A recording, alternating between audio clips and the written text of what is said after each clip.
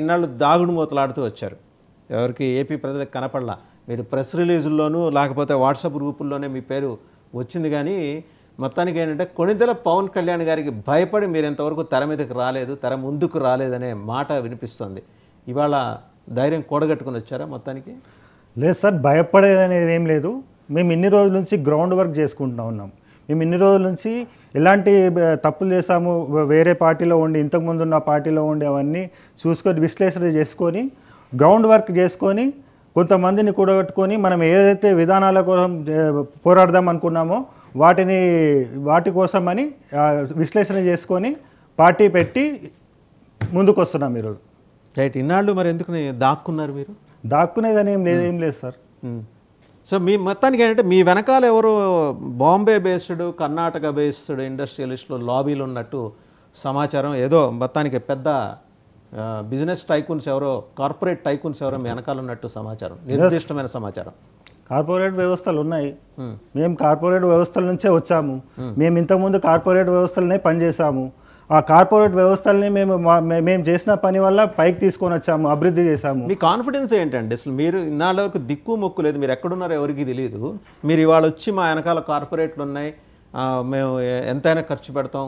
175 assembly స్థానాల్లో మీకు అభ్యర్థులు ఉన్నారా? 25 పార్లమెంట్ స్థానాల్లో అభ్యర్థులు ఉన్నారా? ఏంటి మీ కాన్ఫిడెన్స్? మీ వెనకాల ఎవరున్నారు చెప్పండి. వెనకాల ముందు ఎవరు లేదు సార్. మా పాలిటిక్సే కార్పొరేట్ పాలిటిక్స్.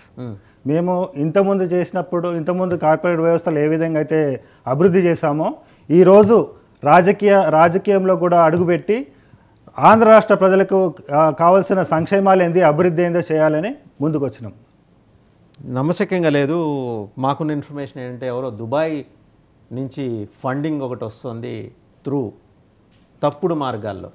దుబాయ్ ఏం సార్, తప్పుడు మార్గాలు ఏం లేదు. దుబాయ్ కాదు కదా, మాది ఇంటర్నేషనల్ నుంచి మా కార్పొరేట్ సంస్థలకు కావాల్సిన ఫండింగ్ అదంతా వస్తుంది. కాకపోతే ఎవరు నిజాయితీగా పనిచేస్తారు అనేది వాళ్ళకి మా ఫండింగ్ ఇచ్చి వాళ్ళని ప్రోత్సహిస్తాం మేము. రైట్. మనతో పాటు తెలుగుదేశం పార్టీ అధికార ప్రతినిధి శ్రీనివాస్ చౌదరి గారు కూడా లైన్లో ఉన్నారు. ఒకసారి వెళ్దాం. శ్రీనివాస్ చౌదరి గారు, ఇదేదో మీకు అనుమానాస్పదంగా అనిపించట్లేదు? ఇన్నాళ్ళకి పట్టుకొచ్చాము ఈయన్ని.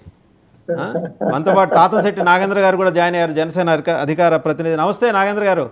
సో ఇవాళ షో చాలా రసవత్తరంగా సాగబోతుంది. ఎందుకంటే జాతీయ జనసేనట 175 స్థానాల్లో పోటీ చేస్తారట, అసెంబ్లీ 25 పార్లమెంట్ స్థానాల్లో. సో ఆ అధ్యక్షుడు మీ పార్టీ అధ్యక్షుడు పేరుతోనే ఆయన నిజం పేరే అది, ఇంటి పేరు మాత్రం మారింది. కొనింటి పవన్ కళ్యాణ్ గారు ప్రస్తుతం మనతో పాటు స్టూడియోలో ఉన్నారు. పట్టుకొచ్చాం స్టూడియోకి. అంటే ఇన్నాళ్ళు చాలా దాగుడు, వీళ్ళు ఆంధ్రప్రదేశ్లో పోటీ చేస్తున్నారు, హైదరాబాద్ అడ్రస్ ఇచ్చారు. సో వెతికితే మొత్తానికి దొరికారు, తీసుకొచ్చాం. శ్రీనివాస్ చౌదరి గారు, సో మీ కూటమిని సవాల్ చేయడానికి బరిలోకి దిగిన ఈ జాతీయ జనసేన వెనుక కార్పొరేట్ శక్తులు ఉన్నాయి, కర్ణాటక, బాంబే అని మనకున్న ప్రాథమిక సమాచారం. వాళ్ళేం రివీల్ చేయట్లేదు. అలాగే దుబాయ్లో ఉన్న కొన్ని ఎంఎన్సీలు కూడా సపోర్ట్ చేస్తున్నాయట.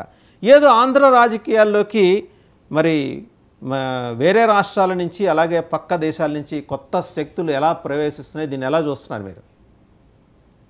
మొదట వాసుదేవన్ గారు, మీకు అలాగే డబల్ ఎన్టీ ప్రేక్షకులకి, మా మిత్రులు జనసేన నేత నరేంద్ర గారికి, అలాగే జాతీయ జనసేన చెప్పుకుంటున్న మన మిత్రుడు కూడా నా తరఫున తెలుగుదేశం పార్టీ తరఫున మొదటి నమస్కారాలు. ఈరోజు రాష్ట్రంలో ఉన్నటువంటి ఆంధ్ర రాష్ట్ర రాజకీయ శక్తుల వెనక నడిపిస్తున్నటువంటి అద్భుతమైన కొంతమంది కార్పొరేట్ శక్తుల నుంచి ఈరోజు ఏదో పార్టీ పెట్టాలనుకుంటున్నారు.